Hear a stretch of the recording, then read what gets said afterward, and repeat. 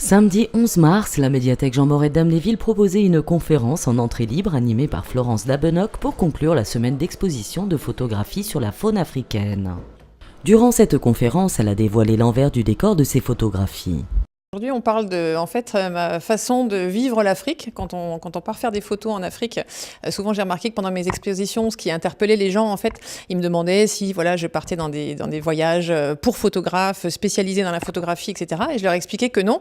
Nous, notre principe, c'est de voyager en famille avec nos enfants, en totale autonomie, en fait, en louant un 4x4, tout équipé pour le camping.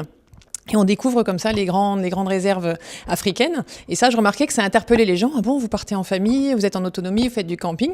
Et à force d'entendre cet étonnement et cet intérêt vraiment important, je me suis dit, tiens, pourquoi pas faire un diaporama, en fait, qui montrerait un petit peu, justement, l'envers du décor et la façon et le contexte dans lequel je prends mes images. Voyager en autonomie nécessite une logistique sans faille. En effet, il faut prévoir une énorme quantité d'eau et de nourriture et respecter des règles de sécurité strictes pour ne pas mettre sa vie en danger. À l'aide d'un diaporama, la photographe a pu présenter à l'Assemblée l'envers du décor de ses voyages où elle immortalise cette faune africaine dans les pays qu'elle nous présente. Alors, on a fait différents pays d'Afrique. On va dire ceux pour lesquels, sur lesquels porte le diaporama, c'est ceux principalement où je m'adonne à la photographie de la faune africaine. Donc, on parle là du Kenya, de la Tanzanie, dans lesquels on est allé plusieurs fois, l'Afrique du Sud, la Namibie et la Zambie notamment. Voilà. Donc ça, c'est sur quoi porte le diaporama. Si Florence Dabenoc s'est fait un nom dans l'univers de la photographie pour ses clichés d'animaux sauvages du continent africain, il n'en demeure pas moins que d'autres thèmes la passionnent. On voit les photos d'Afrique, en fait, alors on pense que je fais que de la photographie animalière, alors que, c'est vrai que c'est le sujet grâce auquel je me suis fait un petit peu connaître dans le milieu et qui me permet de vivre de belles aventures comme les expositions et les diaporamas, par exemple. Mais je ne fais pas que ça. Effectivement, je suis intéressée par plein d'autres domaines de la photographie.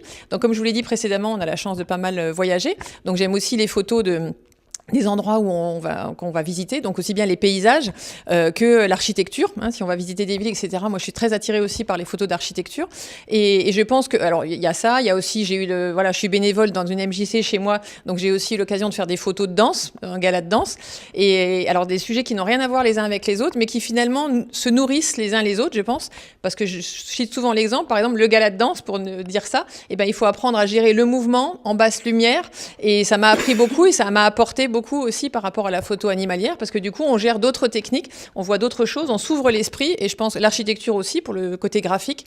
Donc voilà, il y a plusieurs domaines qui m'intéressent effectivement en photographie. Florence Dabenoc est addicte à l'Afrique depuis son plus jeune âge et ne peut rester loin de ces terres trop longtemps. Si elle est rentrée de Tanzanie en août dernier, c'est en Afrique du Sud qu'elle s'envole avec son mari courant de la semaine à la recherche de nouveaux clichés.